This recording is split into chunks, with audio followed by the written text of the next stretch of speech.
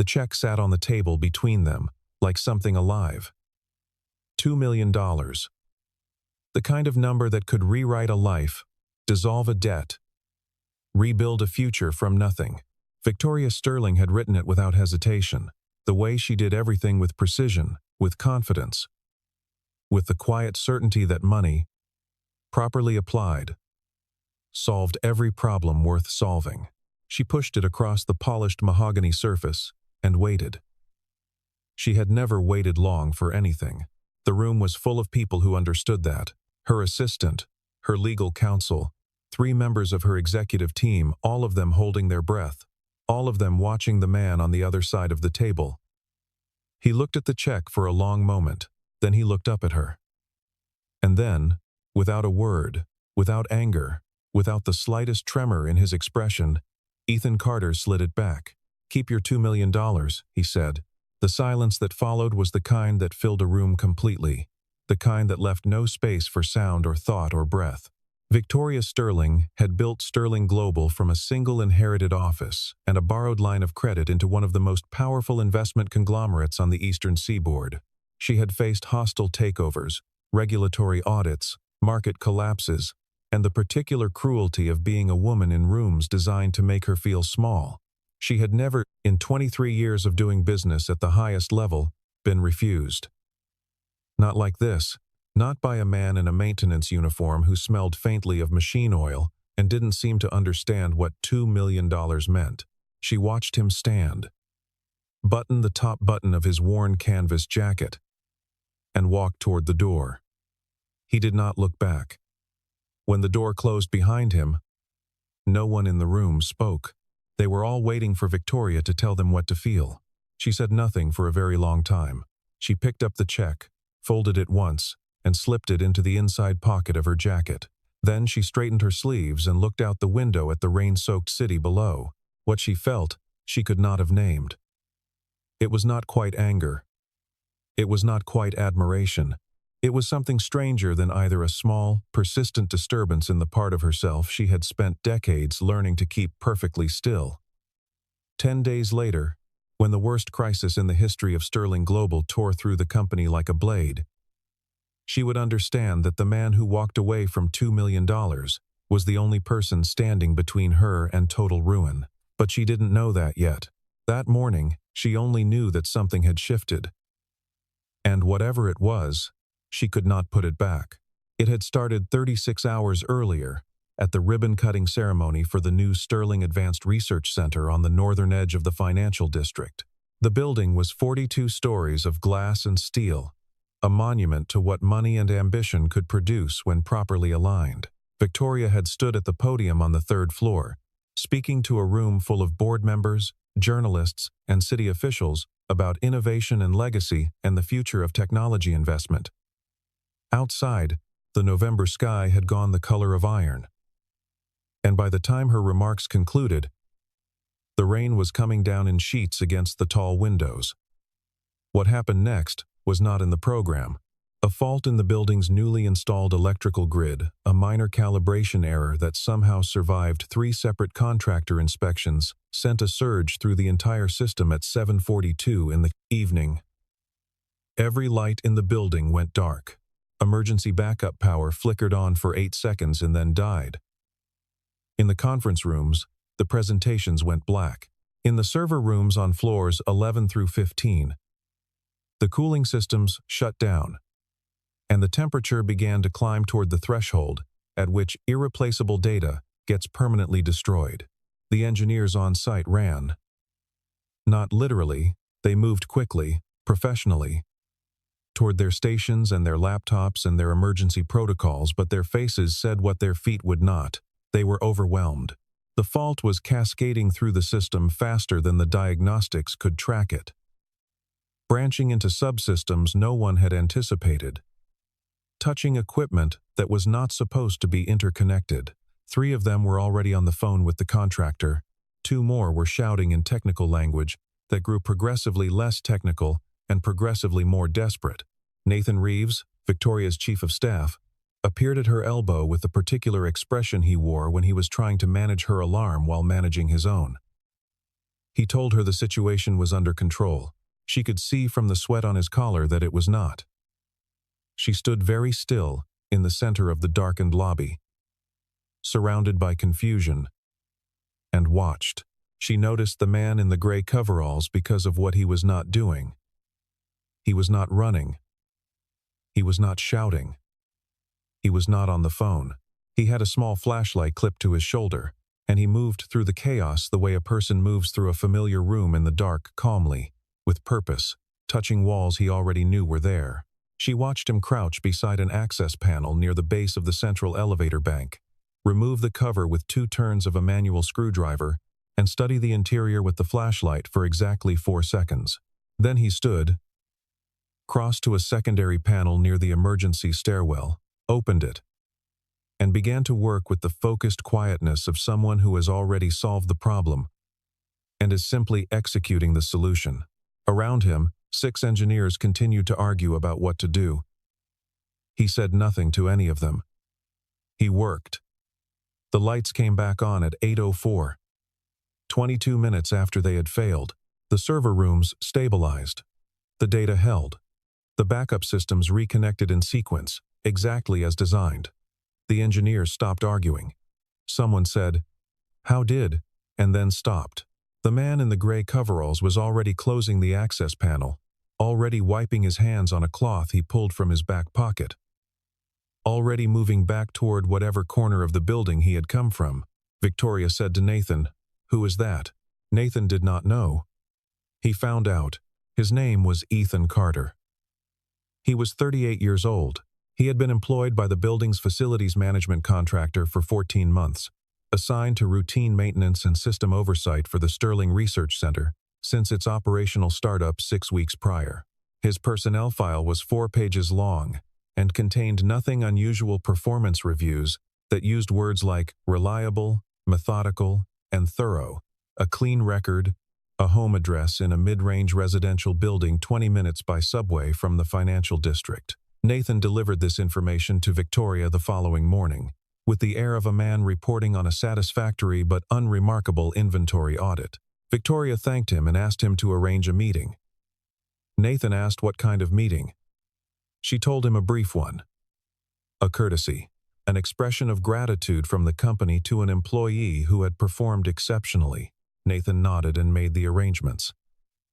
And if he thought anything unusual about the fact that Victoria Sterling was personally requesting a meeting with a maintenance technician, he kept it to himself. Ethan Carter arrived at the executive suite on the 39th floor at 10 o'clock the following morning, which was a Thursday. He wore clean clothes, dark trousers, a dark shirt, a canvas jacket that had been pressed but could not entirely conceal its age. He moved through the space the way he had moved through the darkened lobby without performance, without the particular kind of self-consciousness that most people brought into rooms designed to impress. He shook Victoria's hand when she offered it, and sat when she gestured to the chair across from her desk. He accepted the coffee her assistant brought and held it without drinking. He looked at her with calm, dark eyes and waited for her to say what she had brought him there to say. Several of Victoria's executives were present, arranged along the far wall with the careful casualness of people who had been told not to make it obvious they were watching. The room had a particular quality of attention, a held breath, a sense of ceremony. Victoria had arranged it that way without thinking about it. The way she arranged everything for effect, for weight, for the proper communication of significance. She told him what he had done. She told him how close the system had come to total failure.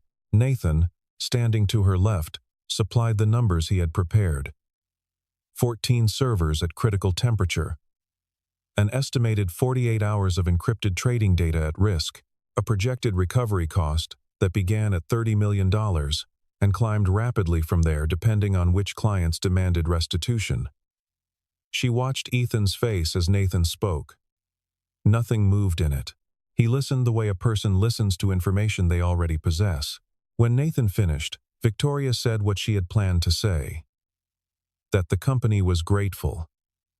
That his action had been extraordinary. That Sterling Global believed in recognizing performance that exceeded expectation. She opened the leather folder on her desk, removed the check, and placed it in front of him. $2 million. His name, typed cleanly in the payee line. She had signed it herself. Around the room, something shifted in the posture of the watching executives. One of them, a man named Richard, who ran the analytics division, made a small involuntary sound that was almost a laugh, but was actually envy, naked, and quickly swallowed. "Not many people get an opportunity like this," Victoria said. She meant it as kindness, as acknowledgement. She meant it the way she meant most things she said, in formal settings, with precision and sincerity wrapped in a register that left no room for misunderstanding. Ethan looked at the check. He was quiet for a moment. Then he looked up and said, "I was just doing my job." It was not false modesty. It was not performance. It landed in the room like a stone landing in still water, and the ripples were visible on every face. Victoria said, "Everyone has a price." She had said this before, in other rooms, in other negotiations. It was not cruelty, it was, she believed, a simple statement of observed reality. She had built a career on understanding it. Ethan was quiet again for a moment that seemed longer than it was. "Not everyone," he said, and then he picked up the check and set it back in front of her, and stood and left. Victoria did not move immediately. She sat at her desk and looked at the check and tried to identify what she was feeling.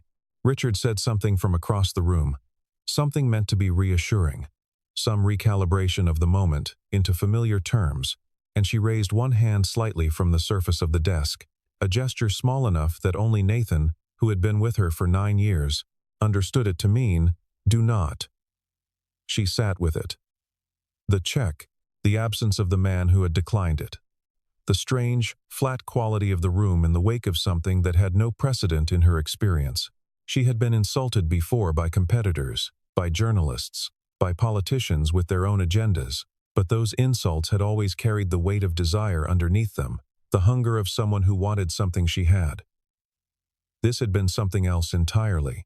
It had been a simple no, clean and complete, without residue. She began, that afternoon, to find out who Ethan Carter actually was. She did not do this through official channels. She did not send a formal request to her intelligence unit or assign it to the legal team as part of a standard background check. She asked Nathan quietly, as they walked between meetings, and then she made a few calls herself, to people who owed her the particular kind of favor that involves no paperwork and leaves no trail. What she found, at first, confirmed what the file said. He lived simply. He had no significant debt. He had no visible investments, no secondary income, no real estate beyond the apartment he rented in the modest building in Carroll Gardens. He did not appear on any social platform that she or her researchers could find. His colleagues at the facilities company described him in ways that matched the performance reviews: reliable, quiet, good with systems, never late, rarely social beyond the ordinary courtesies of shared work. One woman who managed the office scheduling said he sometimes brought in coffee for the whole team on Fridays and never mentioned it afterward. Another man, a senior technician named Dave, said Ethan had helped him understand a wiring fault in another building that 3 other technicians had spent 2 weeks trying to diagnose. "He just looked at it," Dave said. "Like, really looked at it. And then he said, 'The problem is here.' And it was. What Victoria could not find, at first, was anything that explained why a man of evident intelligence and competence was doing maintenance work on someone else's buildings for a salary that represented, by her estimate, approximately 1/70th of what he had once earned in a single fiscal quarter. Because that was the second thing she found.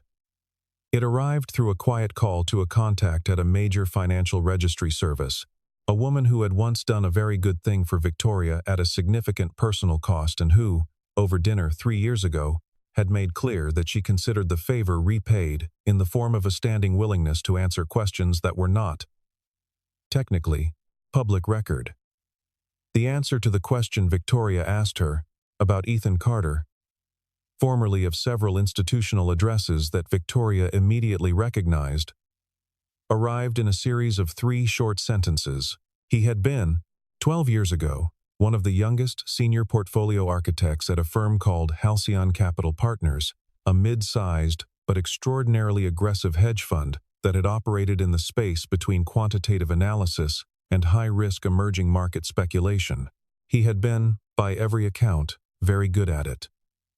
And then, at 31 years old, at the precise moment when his trajectory was pointing toward a kind of career that generated the specific variety of wealth that allowed people to stop thinking about money entirely, he had resigned. He had not left for a competitor. He had not been pushed. He had not, as far as anyone could determine, taken another position in the industry. He had simply stopped. He had liquidated his stake in the fund's internal equity structure, cleared his desk, shaken hands, and walked out of finance with the finality of a man leaving a burning building. No one knew why. His colleagues at Halcyon, when they remembered him at all, described him in terms that were almost identical to the terms his maintenance coworkers used. Good at the work. Quiet. Reliable. Thorough. The only divergence was in the scale of the thing they were describing. He could see things other people couldn't see. One former analyst had apparently said, years ago, to a journalist writing a piece about Halcyon's unusual early structure, "Not just patterns, the space between patterns." Where the risk was hiding, the journalist had not included the quote. Victoria's contact had found it in the original notes, filed away. Victoria wrote it on a legal pad in her own handwriting and looked at it for a long time. She thought about what it meant to walk away from something you were very good at. She had never done it. She had never seriously considered it. The work was the thing. It had always been the thing. From the beginning, from the small office, and the borrowed credit line, and the first deal she had closed entirely on her nerve, and the preparation she had done at 2 a.m, while other people were sleeping. She could not imagine turning her back on it. She could not quite imagine what a person was looking for on the other side of that decision. She sat in the quiet of her office, after everyone else had gone home, and thought about Ethan Carter drinking coffee in a neighborhood cafe, riding the subway at rush hour, carrying his tools through other people's buildings, fixing what was broken without being asked to explain why. She thought, what does a person have to lose before they learn that? What does it cost to get to the place where $2 million is simply not worth the trouble? She did not arrive at an answer. But the question stayed with her. And that was unusual enough to notice. The crisis arrived on a Monday, 10 days after the check. It arrived, as the worst crises do. In the middle of something ordinary, Victoria was in her car between meetings when the first call came from the head of her trading operations, and by the time she arrived at the Sterling Global Tower, Nathan was already at her elbow with a tablet in each hand, and the expression he wore when the situation was past managing and had become something that required surviving. Sterling Global's largest current position, a complex leveraged stake in a consortium of infrastructure development bonds that represented, at its peak, approximately $400 million in underlying exposure, had begun to unravel in ways that did not follow normal market mechanics. The unraveling was too fast, too precise, too perfectly timed to the moments of maximum vulnerability to be explained by organic market movement. It looked, to the analysts who were watching in real time from the trading floor, like what it was, a coordinated attack. Someone was driving the price down, not just trading against them, orchestrating a collapse, engineering a panic, deploying a cascade of short positions and false signals through a network of shell instruments that were designed to be difficult to trace and impossible to stop quickly. The board convened in emergency session that afternoon. Victoria sat at the head of the long table and listened to 14 people offer 14 versions of the same essential message. We need to do something. And we do not know what. The public-facing numbers were already ugly. The stock had dropped 11% by midday and was continuing to fall. 3 institutional investors had called to express, in the careful diplomatic language of institutional investors, what was actually a kind of controlled terror. 2 more had not called, which was worse. The financial press had discovered the story within hours of the morning open, and by afternoon, the coverage had the quality of a feeding, competitive, fast-moving, certain of nothing except that something significant was failing. Nathan managed the communications. Legal managed the regulatory posture. The head of trading managed the floor. Victoria managed all of them, because there was no one else to do it, and because the alternative to managing it was something she did not allow herself to consider. She had not built this company to watch it come apart in a Monday morning panic. She had not built it at all. She looked at the faces around the table, competent people, all of them, good at their work, and saw that none of them had what was needed for this particular problem. This problem required someone who understood not just markets but the specific architecture of a manipulation, someone who knew, from the inside, how attacks like this were designed, and where they were vulnerable. Nathan, in a quiet moment at the edge of the session, showed her a preliminary finding from the technical analysis team. The structure of the attack had a particular signature. It bore the fingerprints of Halcyon Capital Partners. Ethan arrived at the Sterling Global Tower at 7:45 on Tuesday morning. The same building where 10 days earlier he had come to a meeting and declined $2 million. He came through the lobby in the same canvas jacket, carrying a cup of coffee in a paper cup from the cart at the corner. The receptionist, who had been briefed, called upstairs and told Nathan he was there. Nathan came down personally to collect him, which was a thing Nathan did not typically do for anyone. The emergency board session was already in progress. When the doors opened and Ethan walked into the room, the effect was immediate and strange, a shift in the quality of attention that moved around the table like a current. These were people accustomed to commanding rooms, accustomed to the particular theater of power that required everyone present to perform some version of importance. Ethan performed nothing. He set his coffee cup on the credenza near the door and looked at the screens arrayed along the far wall, the ones showing the live market data and the cascade charts and the timeline of the attack as the analysts had been able to reconstruct it. He looked at them for a long moment. Then he pulled out the chair at the foot of the table, the seat farthest from Victoria, at the opposite end, and sat down. Victoria looked at him across the length of the table. "You came," she said. He nodded. "I heard you had a problem." The board members looked at each other.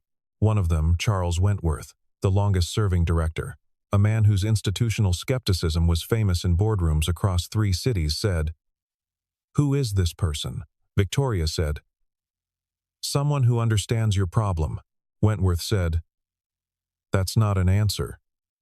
Ethan said, without turning to look at Wentworth, still looking at the screens, Halcyon Capital's signature is in the short ladder. The timing intervals on the secondary positions are 17 minutes apart. That's a Halcyon protocol from about 11 years ago, before they automated it. Someone is running an old playbook, which means either they're operating without current infrastructure, or they want you to be able to trace it. He paused. "I don't think they want you to trace it. I think they've been out of the business long enough to have forgotten that the pattern is identifiable." The room was quiet. The analysts looked at each other.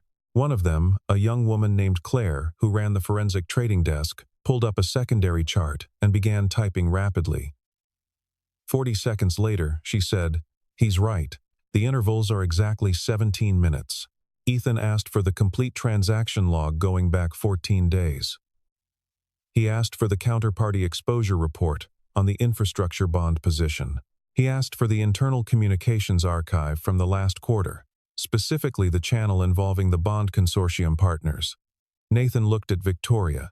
Victoria looked at Ethan. "Those are confidential documents," she said. Ethan nodded. "I know." He waited. The waiting had the same quality as everything else about him: patient, without agenda, entirely comfortable in its own stillness. She held his gaze for a moment that was not quite a standoff and not quite a surrender. Then she said to Nathan, "Give him access." What followed was 31 hours that Victoria would later describe, to the single person she told about it, as the strangest and most clarifying experience of her professional life.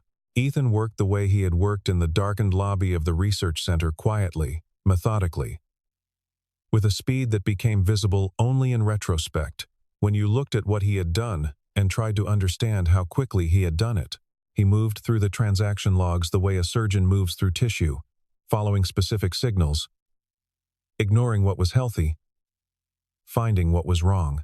He built a map of the attack across a whiteboard that covered an entire wall of the conference room. And as he added to it, layer by layer, a picture emerged that was almost elegant in its design.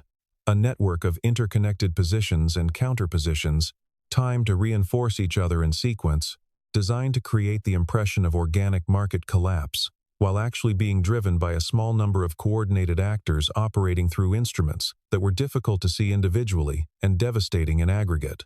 He explained it as he worked, not for the benefit of his audience, but as a way of thinking aloud, narrating his own reasoning in the clean, spare language of someone for whom complex systems are simply a native language. The analysts gathered behind him. Claire from the forensic desk stopped typing and started listening. Even Wentworth, who had not entirely abandoned his skepticism, drifted closer to the whiteboard and stayed there. Victoria watched all of this. She had taken a chair at the far edge of the room, out of the main line of Ethan's sight, and she watched him the way she sometimes watched the market, with the full force of her attention, looking not just at the surface but at the structure beneath it.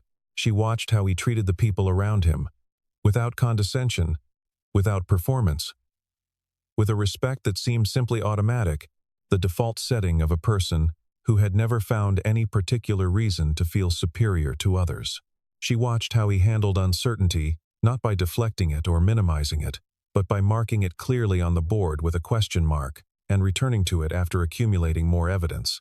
She watched how he moved when no one was looking at him, when the room's attention had drifted to a screen or a printout, with the same quality of presence, the same steadiness, as if he was equally himself, whether observed or alone.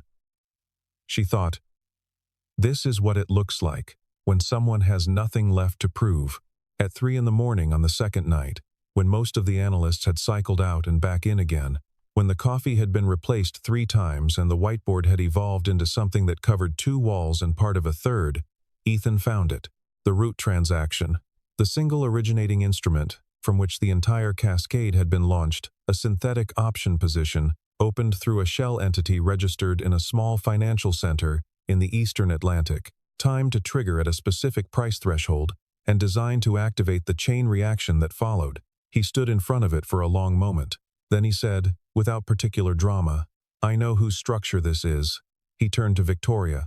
You have someone on your board who has been working with the fund behind this attack for at least 18 months. The room was very quiet. I know who it is, Ethan said. I have evidence. He laid it out methodically, the way he had laid out everything else. The communications, the timing signatures, the pattern of information leakage from inside the company that had made the attack possible, the specific vulnerability in the bond position that no one outside the executive level should have known about, appearing in the trade timing of the attacking entity, approximately 48 hours after it had been discussed in an internal board session. One board member had been present at that session. One board member had the relationships, the financial motive, and the operational history with external hedge fund actors to make the connection plausible. The evidence did not constitute proof beyond legal doubt that would require a formal investigation, regulatory involvement, the work of months.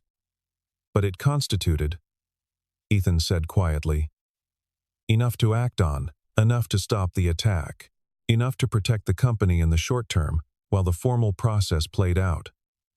He set the final document on the table. The name on it was Nathan Reeves. Victoria stood absolutely still. The people in the room were watching her. She looked at the document. She looked at the timeline. She looked at the communications chain, the flagged exchanges, the fingerprint of strategic information moving from inside the building to outside in a pattern that, once you saw it, was impossible to unsee. She thought about 9 years. She thought about Nathan at her elbow, in the lobby of the darkened research center, telling her the situation was under control. She thought about Nathan presenting Ethan's background check the following morning, presenting it as thin and unremarkable, in a way that she had not questioned, because she had had no reason to. She felt something she did not have a familiar name for, not betrayal exactly, because betrayal required surprise, and some very quiet, very old part of her had always known that everyone, eventually, had a price. The surprise was not that Nathan had one. The surprise was that she had not seen it. She looked at Ethan. He looked back at her with the same calm, dark eyes. He did not look satisfied. He did not look sorry for her. He looked the way he always looked, present, steady, without performance. She said, "How long have you known?" He said, "Since I saw the interval signature, I needed the communications log to confirm it." She said, "Why didn't you tell me immediately?" He was quiet for a moment. "Because you needed to see it yourself," he said. "You needed to be the one who knew, not someone who was told." Nathan was confronted at 6 in the morning in a conference room on the 40th floor, with legal counsel, a board representative, and the preliminary evidentiary package that Ethan had assembled. He did not deny it immediately. He sat across the table with the particular stillness of someone who had been running a very long calculation and had finally reached the end of it. Then, slowly, he began to speak. The full account took 2 hours. He had been approached 16 months ago by the principals of an external fund, not Halcyon directly, but a successor entity, operating with some of the same personnel and much of the same methodology that had been systematically accumulating a short position against Sterling Global since the spring. They had offered him a stake in the fund's profits from the attack, contingent on his providing the internal access that made the attack possible. He had known Victoria for 9 years. He had worked for her, faithfully, he said, for most of those years, but at some point he could not say exactly when. Could not point to a single moment the faithfulness had become something that felt less like loyalty and more like subordination, and the subordination had come to feel, in his private accounting, like a debt that was never going to be repaid. He had wanted, he said, to own something, to have something that was his. He had made a choice. He knew what it was. He was not asking for understanding. The formal investigation was underway by midday. Regulatory notifications were filed. Legal engaged with outside counsel. The board, convening without Nathan and with an emergency quorum, voted to accept his immediate suspension pending investigation and to authorize the stabilization measures Ethan had outlined. By early afternoon, the mechanisms of the attack had been sufficiently identified and countered that the cascade began to slow. By the closing bell, the stock had recovered 6 points. By the following morning, the financial press had the story, not all of it, not the internal details, but enough to shift the narrative from collapse to resilience, and the phrasing that kept appearing in the coverage was words like swift action and sophisticated response, and, in one publication that Victoria found herself rereading twice, extraordinary precision. Sterling Global's institutional investors, who had been circling with the particular patient concern of people whose concern is primarily financial, received private communications from the company's investor relations team and grew, for the moment, quieter. The crisis was not over. It would not be over for months. But it had been met. It had been named. And it had been stopped. Victoria found Ethan in the conference room at 4 in the afternoon. The whiteboard maps were still on the walls. Most of the analysts had gone. He was sitting at the table with his jacket on and his empty coffee cup in front of him, looking at nothing in particular, the way a person looks when they have finished a large piece of work and have not yet decided what comes next. She sat down across from him. The late autumn light came through the tall windows at a low angle, touching the side of his face and the edge of the table and the faded canvas of his jacket. She did not have a prepared speech. She had been preparing speeches her entire career for investors, for regulators, for journalists, for boards, for the specific theater of professional communication that she had mastered so thoroughly it had become, in some ways, more natural to her than silence. She had no speech for this. She sat with the quiet for a moment and let it be what it was. Then she asked, "Why did you help me?" He was quiet for a moment. Not the quiet of someone searching for an answer, but the quiet of someone deciding how much of the real one to give. Then he said, 12 years ago, I was in a position not entirely different from the people who just tried to take your company. I was very good at finding vulnerabilities. I was very good at understanding how money moved and where the weak points were and how to apply pressure at the right moments. I was, for about 4 years, very successfully doing exactly what they tried to do to you. Not to you specifically, but to companies, to positions, to instruments that were held by people who had built something real. He paused. He looked at the windows. I was good at it. And then one night I went home from a particularly successful quarter, and I sat in my apartment, and I tried to feel something good about it. And I couldn't. I couldn't find the thing in it that was worth what it had cost. Not financially. I had money. I mean what it had cost me in terms of the person I was becoming, the calculations I was making about other people, the way I had learned to see the world as a system of pressures and leverage points and nothing else. He stopped. He picked up the empty coffee cup, looked at it, set it down. I walked away, he said. It took me a long time to figure out who I was without it. The maintenance work helped. It's honest work. Something is broken, you fix it. No one gets hurt. The system works better when you're done. He looked at her. I helped you because what they were doing was wrong, because you built something real and someone was trying to take it with tools I used to understand very well, and because he stopped again. A small silence. Because I thought you deserved to know there was a different way to see the world than the one you've been operating in. The thing he said landed somewhere she had not expected, not in the professional register she was accustomed to, not in the space where she processed arguments and evaluated positions, but somewhere quieter and more central, a place she had not visited in a long time. She sat with it for a moment. She thought about the check. $2 million. Offered as gratitude. Offered as acknowledgement. Offered because it was the only language she had reliably known for communicating value to another person. She thought about what it meant that he had given it back. Not because he didn't need money, not because he was making a philosophical point, but because the thing being offered was not, to him, commensurate with the thing he had done, not in a way that insulted the gesture, but in a way that existed in a different register entirely, a register she had not been fluent in for a very long time. She thought about the question she had carried for 10 days. What does a person have to lose before they learn that? She thought she was beginning to understand the answer. And the answer was not something she wanted to think about in this room, in this failing afternoon light, with everything that had just happened still warm around them. So she asked a different question. She asked, if it wasn't the money, what made you stay, through all of it? The 2 days, the board. Nathan, what kept you here? He looked at her for a long moment. The late light moved on his face. Something quiet and certain was in his expression. The look of a person who has thought a great many things through and arrived at a place of genuine clarity about most of them. Because you deserved to be saved, he said simply. And I was the only person in the building who could do it. She did not say anything for a while. The light went on changing. The city outside the windows was doing what cities do at the end of the afternoon, filling with the particular noise of 100,000 ordinary lives, taxis and conversations, and the sound of someone's music, through an open window somewhere below.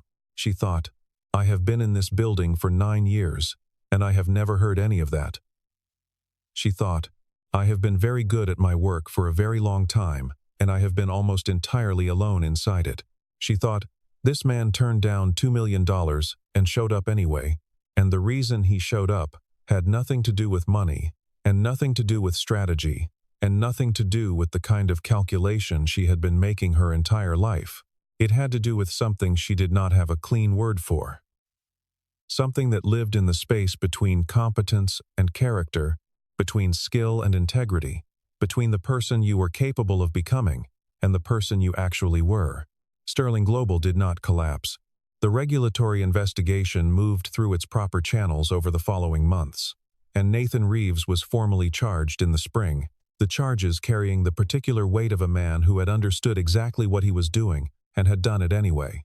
The fund that had orchestrated the attack was dismantled by regulatory action and the civil litigation that followed, its principals subject to the specific and unpleasant consequences of having been caught operating a coordinated market manipulation.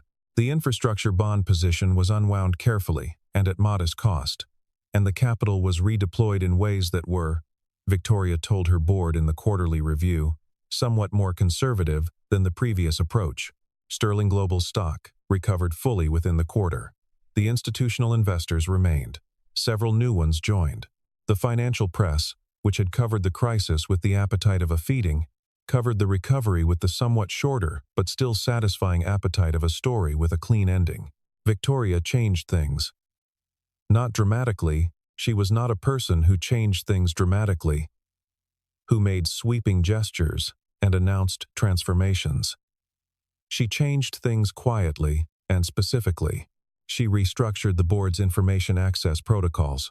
She changed how internal communications were handled. She spent more time in the building, on more floors, talking to more people who were not senior executives, the analysts, the assistants, the facilities staff who maintained the systems that kept the whole operation running. She stopped using the word price in the way she had always used it as a shorthand for the essential reducibility of all human motivation to a number. She did not stop believing that money mattered. She had not become naive. She had simply added something to her picture of the world that had been missing from it for a very long time. And the addition changed the proportions of everything around it. Ethan became the company's strategic advisor. The arrangement was informal at first, a consultancy, technically, organized through a legal structure that Nathan's replacement helped establish in the weeks after the crisis. He came in twice a week, sometimes 3 times. He continued to live in the apartment in Carroll Gardens. He continued to ride the subway. He brought coffee for the reception staff on Fridays, and when someone mentioned it to Victoria, she laughed, actually laughed, with the slightly startled quality of someone rediscovering a sound they had not made in years. He worked on the company's risk architecture, with the same quiet precision he had applied to the crisis, finding the hidden fault lines, and the misaligned systems, and the places where the structure was technically functional but not, in the deeper sense, sound. The analysts loved working with him. Claire, from the forensic desk, told someone that working with Ethan was like having an extremely good map of a territory you had been navigating by instinct for years. You thought you knew where you were going. You thought you understood the terrain.